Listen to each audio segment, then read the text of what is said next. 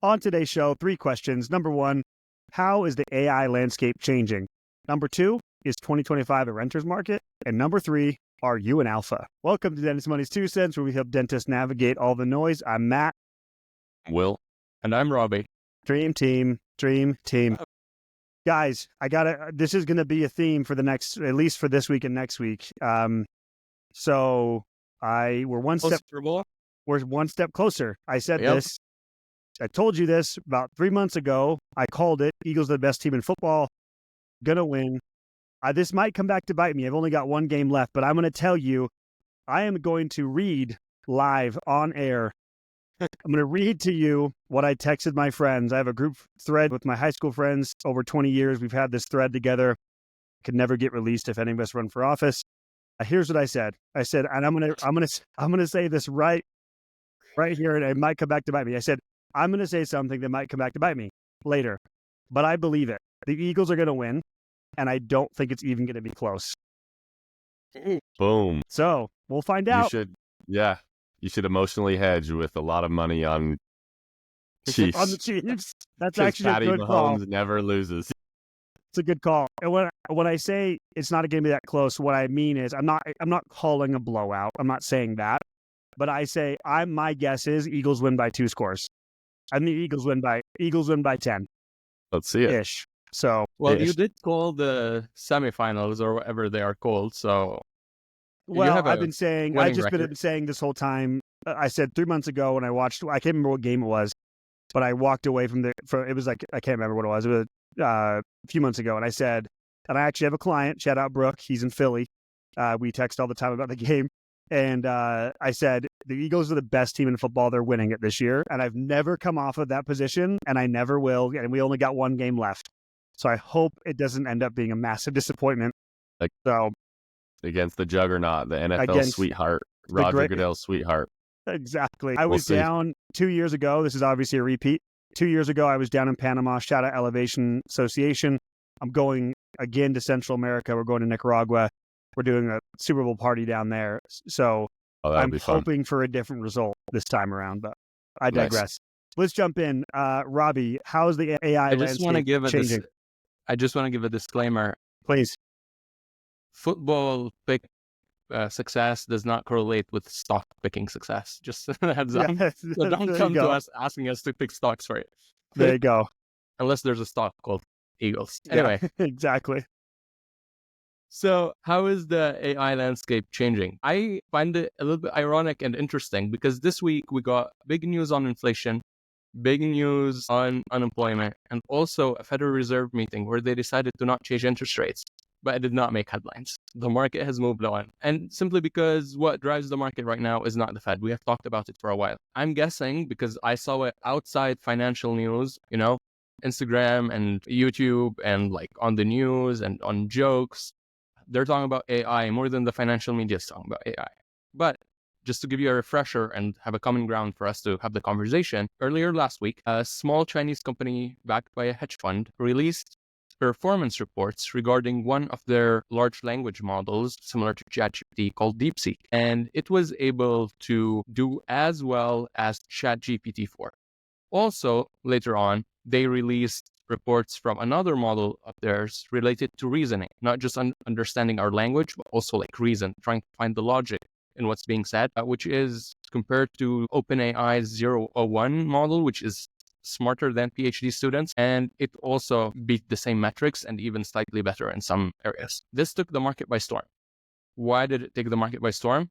Because it took America and OpenAI and all the rest around $1 billion to be able to develop a model that gets you there. And then China was able to get there with a $6 million investment. So in terms of outcome, what happened in the world, we now have more than one model that does amazing stuff in terms of reasoning, in terms of language processing, in terms of interacting with us, getting us one step closer to a future that we've never dreamed of, right? It's the same in both countries. The difference is that one was able to do it with better economics than the other. And that's where the money lies. First of all, what was your initial reaction, both of you, when you guys heard the news? Yeah, when I saw, first of all, just to give some context to this, and Rabih, you're probably going to get to this. Sorry if I'm jumping ahead, but are you going to talk about specifically like what happened to NVIDIA? Was that? Yes. But... Okay. So just to answer your question, my first response was just shock of like the greatest one-day drop of one company ever. It lost nearly $600 billion in market cap in one day. And I saw it. I was actually at the gym and I saw it come up on the screen there. And I was like, it was like all over. And I couldn't fully grasp what was happening when they were like mentioning DeepSeek, and I couldn't grasp. But then as I dug in deeper and read a little few things about it, I think to your point, Rabih, I think this speaks to a larger narrative going on right now of like this competition and like kind of behind closed doors, kind of like cyber war happening. Like I heard actually someone describe it as a cyber civil war happening between China and the US. And I think I would imagine that's why there's been such a reaction to it, because I think it's a microcosm of that larger battle going on between the two countries. Will, I'll let you take over from here. Yeah, I mean, yeah, the NVIDIA thing was kind of shocking for sure, but we're on the frontier of this. It's kind of crazy. And Matt, you've voiced this recently, but we have a lot of clients asking about this. I think it's kind of like news that you're like, what the heck is going on? I don't really know all the players and who's involved. And I saw something in the news that said that OpenAI is like ready to prove that DeepSeek like used their model to train their model. So it's like they kind of, maybe that was the reason. That's a good point. Like that's probably why it could have been so much cheaper. It's like it was already built. It's built, and then you just plug in whatever the AI robot is into the model and say, learn from this person and rebuild it, and we'll just tweak it and make it better. So interesting. That makes sense. I have no idea what the truth of it is, but it's like we're just at the forefront of this beginning of competition because there will be competition. There will be multiple companies and models, and in the future, I think a couple of them will win out, probably as like the, so I think we're just the one that everyone uses, just like the Apple and the Google and everything, and so we'll see where it lands. I don't know. I people are scared of TikTok, which is funny, but it's like this is now this is the new Chinese thing that everyone's gonna have to deal with. Hang on to that point, Will. The absolute ridiculous irony that is people going on TikTok and screaming about how scary this is for China stealing. Don't use DeepSeek. It's stealing your data. I'm like, you are complaining about this on TikTok. It is an open known thing that China is taking your data from your use of TikTok, and you're on TikTok railing about DeepSeek, and I'm like, please make it make sense. It makes no sense. The one example I heard too, or analogy that I think again people are kind of putting trying to put the magnitude of this in context is comparing this to the battle that U.S. had decades and decades ago with Russia of like putting a satellite in space with Sputnik and all that. So it's similar kind of historical context of like technologically battling with another country. Rabih, you were nodding aggressively with Will's. I didn't think about that. It's a really good point of it's easy to say you did this so much cheaper, but if you were to use the model that was already built, if you're building off, it's an open model, you're building it off of that. Like, yeah, of course it's going to be cheaper. That is actually really interesting context there. Yeah. Actually, you guys raised a couple really good points that I'm going to be giving you a little bit more perspective on. Let's start with what Matt was saying about the largest drop in one single company. So DeepSeek and ChatGPT/OpenAI are just, the algorithms that do stuff. Why was NVIDIA itself affected? Just to give you some heads up, the US has sanctioned the use of the most advanced NVIDIA chips in China. So right now, China uses the third generation of NVIDIA chips, where we are at like generation 8. So they're not using the hardware that is really that good. And they were still able to come up with results that were very promising. I was listening to The Economist, and they used this really nice analogy. They were like, we've always been saying that NVIDIA is selling shovels in a gold rush. But now suddenly, with DeepSeek showing up, they're telling you, oh, there's an uncovered mountain that we just discovered. Why do we need shovels? We don't need to dig. We just figured it out. And this affected the business of the shovel seller. This is what is kind of happening with NVIDIA. But this actually opens a bigger and wider conversation about how the industry itself is improving. It is literally the fight between hardware and software. The US philosophy and approach regarding how to develop AI systems has been, we need hardware that can do incredible amount of computations. And it is important because, like, by the way, some listeners might not know this, but like our whole cyberspace is based on hard algorithms that can't be computed. It'll take a computer trillions of years to solve, and that's what makes it secure. This is how governments protect themselves. This is how even like stuff like a blockchain is a secure system. Just because algorithms, the computers, the current state of computers would take them forever to be able to solve it, that it's not worth it. So it becomes secure. So once you come up with a new software or a new technology that is able to crack that code, you have a cyber advantage over your enemy. And that's where the political aspect comes out of it. Also why there's a lot of investments in quantum computing, because that one would solve trillions of years in a couple of seconds, right? Of computation in a couple of seconds. With NVIDIA, I think the approach for the US, to go back to that point, was we need hardware that can do a lot of computation, and that would push the advancement in that technology. But then the fact that China was limited by using older chips that do not compute as much, they had to create and innovate at the level of the software. So just to give you an analogy to our caveman brains, I came up with this. Improving the hardware is humans moving from writing on walls to writing on paper. Like, this was the hardware. Suddenly we could do much more. The fact that the information is now on a paper, right? And it allowed us to do trade, because now you can stick a piece of paper to a literal package and send it across the seas. It allowed us to do more. However, a software update versus a hardware update was us learning how to derive a language that contains more information in it versus drawing pictures like we used to do on wallpapers. Hardware improvement, yes, takes you far, but software improvement takes you much further. And we have seen this throughout history so many times. The British and the Allies in the Second World War were able to break down the German Enigma simply by improving on how a software computes and how it runs the wires and does the math. Most of the time, the software takes you further than what the hardware does. And yes, this is a really nice historical, philosophical conversation.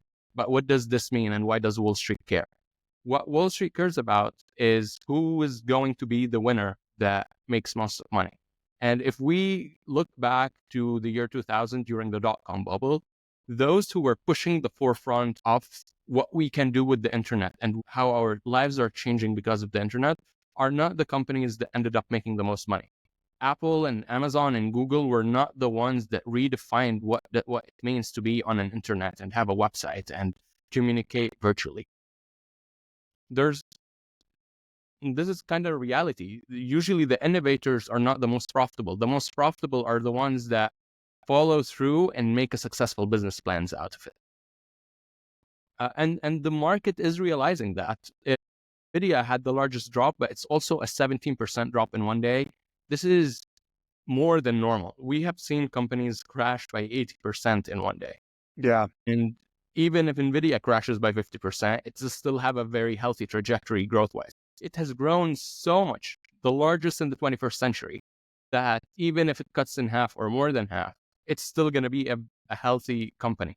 So price-wise, because its PE ratio is very inflated in technical terms. So this is something to look at. And for the point that Will was talking about, yes, they were training their models based on the pre-existence. So if you want to get to that level of technology, you had to make an initial investment of $1 billion. If the US technology was not there and China had to make it from scratch, maybe they would have done it cheaper, but not much cheaper than the $1 billion, which is a counter argument for why people should not be freaking out a lot about the drop in NVIDIA. I think this phenomenon that we have seen, a company innovating and then another company copying it, is not something new. And I'm going to give you another historical context of it. In the 1990s, when the World Trade Organization, China joined the World Trade Organization, there were two kind of countries. You've got developed countries and developing countries, and it was like developed countries were the ones that participated in the World War, and developing were the ones that they decided to join. And if you look at, economic literature and what has happened, countries that decided to copy the developed countries performed much better than others that just tried to do it on their own. So out of the Second World War and up until the 21st century, where we got countries, think of like Russia, think of Brazil, think of the BRICS countries, South Africa, China.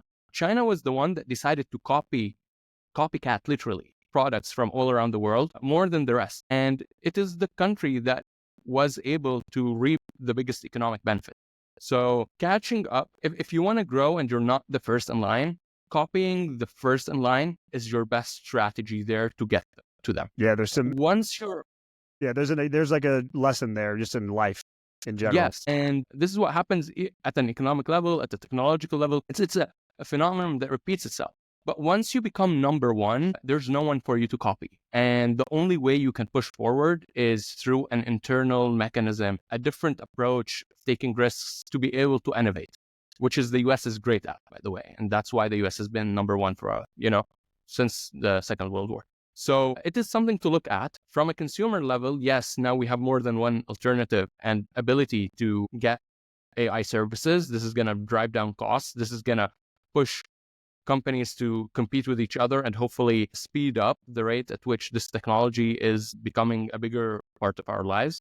But on the other hand, there are realities of competition and realities of how innovation is made. And this will teach us that we can't pick a winner. We'll only know who the winner is after the fact. So if you're investing, you should probably be invested in everything. And hopefully that the winner is in that portfolio that you are owning instead of being in one company. Two, just, be open to the idea that the winner is not going to be the company that is actually developing the technology, but the company that does it best economically. Yeah, and sustainably. Rabih, is it safe to say? History lesson. Yeah, I love it. Is it safe to say, as you were going through that, I thought it was kind of interesting, and maybe another little bit of irony here, that because of the sanctions, it almost led to this. Like the U.S. almost caused this, because it's the whole idea of like necessity is the mother of all invention, right? It's like they didn't have the hardware to work with, so they have a lot of smart people, and they were like, well, let's go figure out another way. So is it safe to say that? Like it's almost like the sanctions caused this.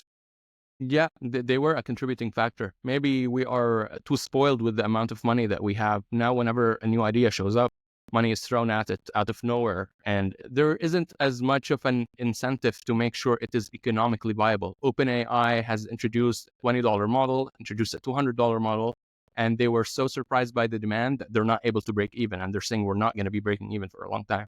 Maybe that's not the right way to make technology go mainstream. You need it to make sense economically.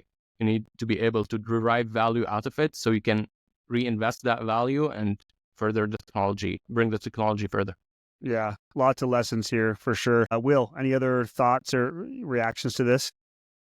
No, I think it's just really interesting to see what the future holds. I don't think you should make emotional investment decisions based on this, because again, like Rabih said, you can guess to hope that you're going to pick the winner, but it's a race. And so, yeah, if you want to bet on a horse, you can bet on a horse, but yeah, you may end up losing a lot of money. Yeah. I mean, this is so similar. I think there's a lot of parallels. Rabih, you alluded to this, of like the 90s.com, the invention of the internet and what came out of that. Like, it's easy to look back now and look at the winners, but in the moment, you go back and look at the big names at the time, most of them being gone, 90+% of them being gone.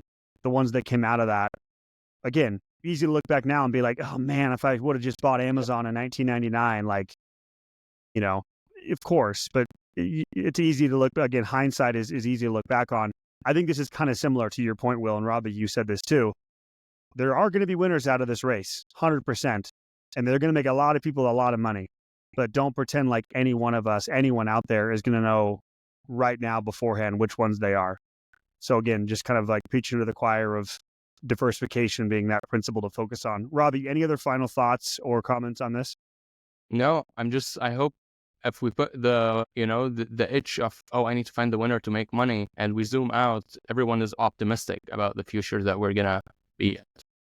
Yeah, for sure. Okay, awesome. Thanks for that, Rabih. I love the history lesson. I love actually that approach. This next one will be relatively quick. I just thought this would be nice, like kind of broader conversation that was created or made me be thinking about this from this headline I saw. The headline is 2025 is a renter's market, housing economist says. And just to give you some numbers here, well, Rabih, I said this to you, and what did you say to me when I said it? It's been a renter's market since 2022. I'm a renter here. I'm defending it. Yeah, for sure. So just some numbers of like recent numbers to show what a renter's market it might be. So as of December, the median asking rent price in the U.S. was just under $1,700 a month. So $1,695, down 0.5% from November. And then the latest rent price is 1.1% lower than a year before, and down 3.7%. Rabih, to your point, so down 3.7% from the peak of the summer of 2022. So you're exactly right. From the summer of 2022, it's come down almost 4%. They're calling it a renter's market. I thought this was more an appropriate conversation just to kind of like talk broadly about this renting versus buying type thing. I think people get really dogmatic. And if they're going to get dogmatic, it's usually on like, you have to buy, like this whole idea of like, if you're renting, you're throwing money down the drain. I wanted to kind of speak broadly to that concept and just get your guys' thoughts. Will, do you have any thoughts on just like the rent versus buy or any of these numbers we just hit? No, I think it's a really common topic where, I think there's plenty of reasons to buy a house. Usually the financial like benefit isn't ever really that good ever. Yeah. Yeah. And so it's not like people tout like, oh, your rent is throwing money away.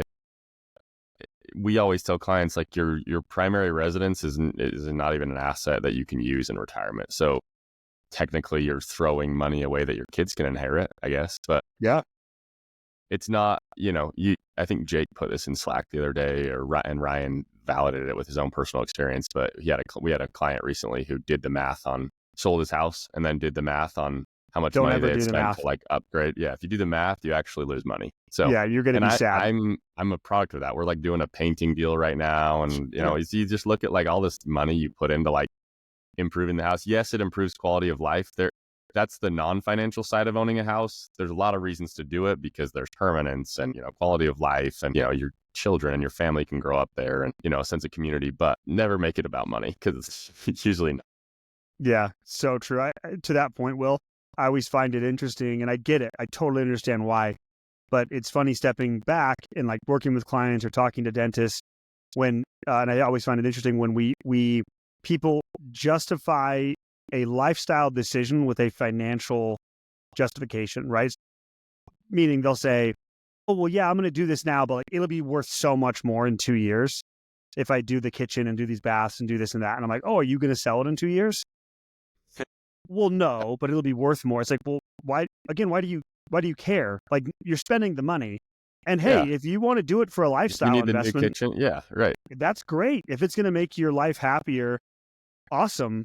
But don't justify it with a financial like reason or like some thinking you're making some investment. Because to your point, Will, chances are you actually run the numbers, you're not coming out ahead financially.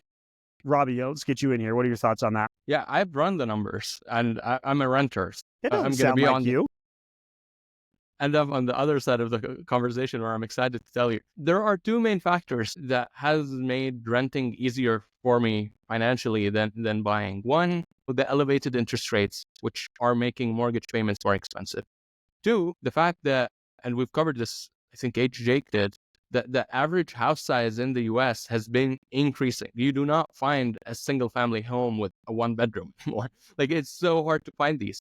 And that also contributes to a higher house price, which makes the mortgage payment much, much larger, right? So because of these two factors, the mortgage payment is so much larger than what rent would be. And if you decide to just save that difference between your mortgage payment and your rent and invest it, you might end up being on top. You might not be throwing the money into a house that only your kids will use. It'll be in a brokerage account that I'll be able to use. So that that's been my motivation for not wanting to buy a house for a while. And I don't think this equation, you guys have lived in the US than I did, you know better. But I don't think this conversation, this, reality has changed since the 2015. Houses have been getting bigger and interest rates, well, until 2020, weren't helping. So renting made more sense. I don't know if there was a time where that formula was flipped on its head and it was a no-brainer, you must be buying, except if it was like in the 08 time. I don't know if it happened before. Yeah, one, and you make a good point, Rabih. And to counter like the point Will made as well about, he used the word permanence, which I think is a really good point here. It comes back to the question I always ask people in this situation, and just more rhetorical, just like something to be thinking about when it comes to this.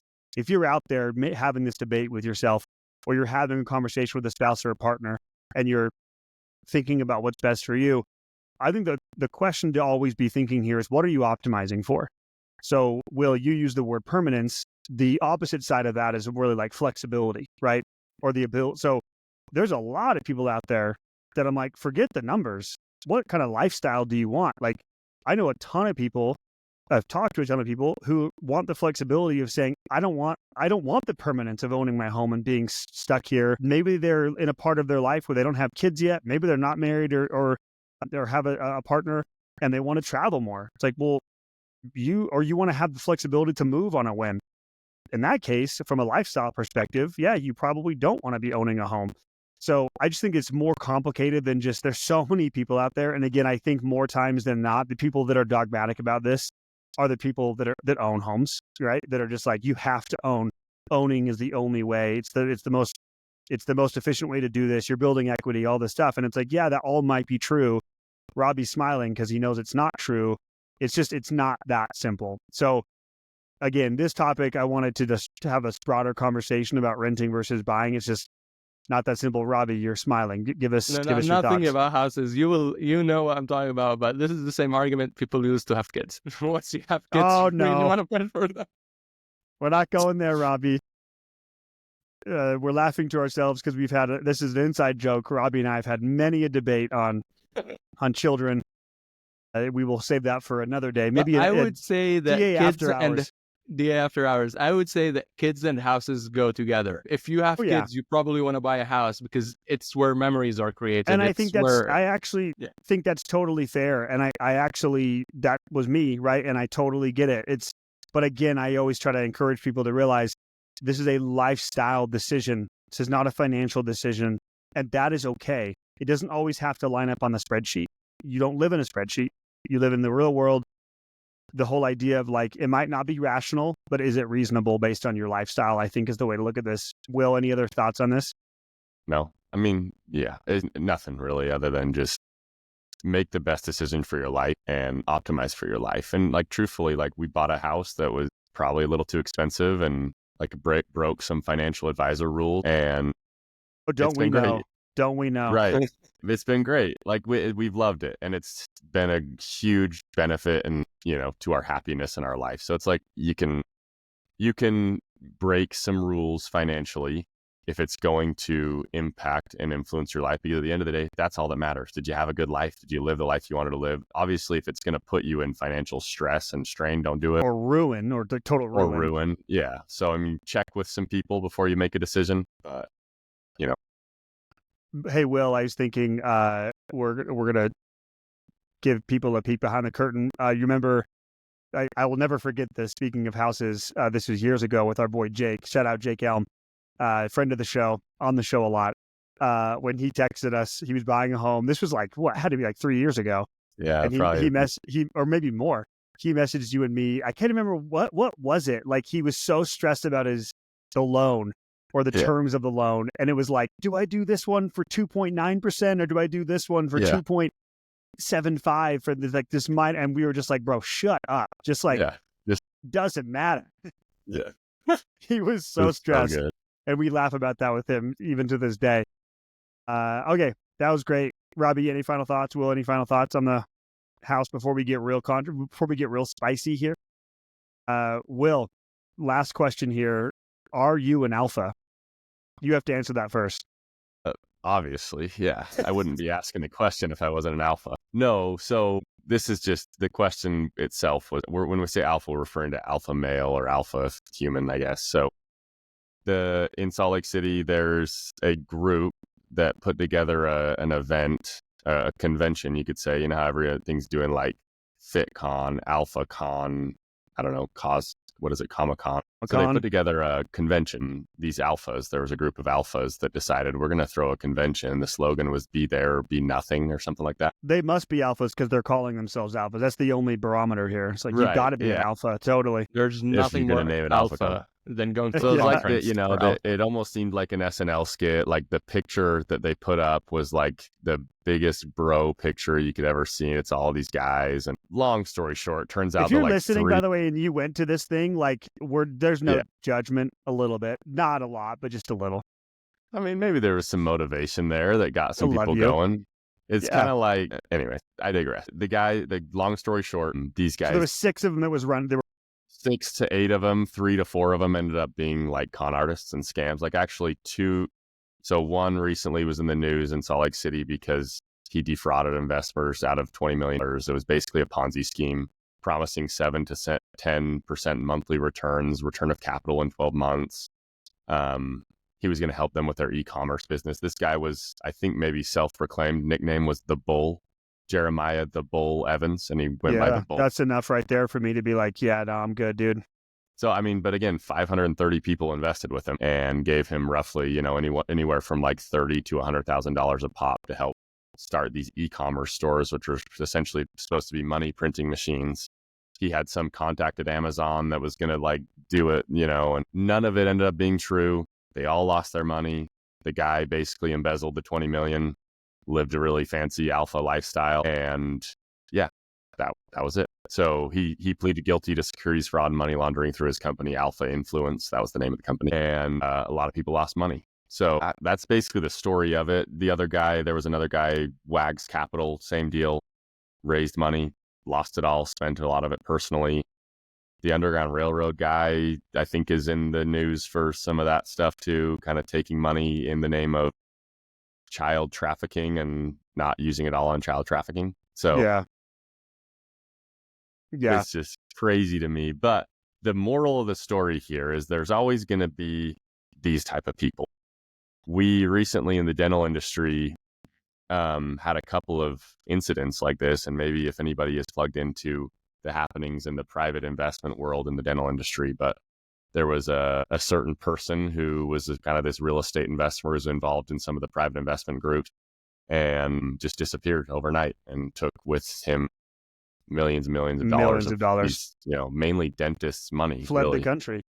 Yeah, fled the country. So, and the groups that were part of this kind of imploded a little bit as a result because it questions the credibility of anything that you're investing in the private investment world. So I'll pause there and give you guys some time to thought. Yeah. I think that's the first thing I thought of, Will, when you presented this story. And it's funny because I just saw that story about the bull somewhere on social media, or maybe I think a client may have sent it to me.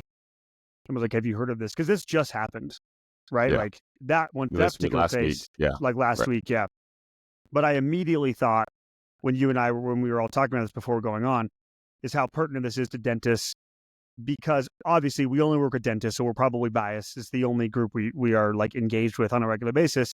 But how frequent this is, and truly, we do not blame anyone for wanting to look for a shortcut and being like, oh, this sounds interesting, because we all have this innate desire to be like, I want that thing, I want this financial independence, I want this wealth, I want this thing, but I want to speed it up. And this person's telling me I can speed it up. And I think there's this idea of like, I want to be different. Like I want to be kind of do this a different way. And these groups, the ones specifically in dentistry, the 2 big ones that everyone out there knows who we're talking about, I think this is what they prey on.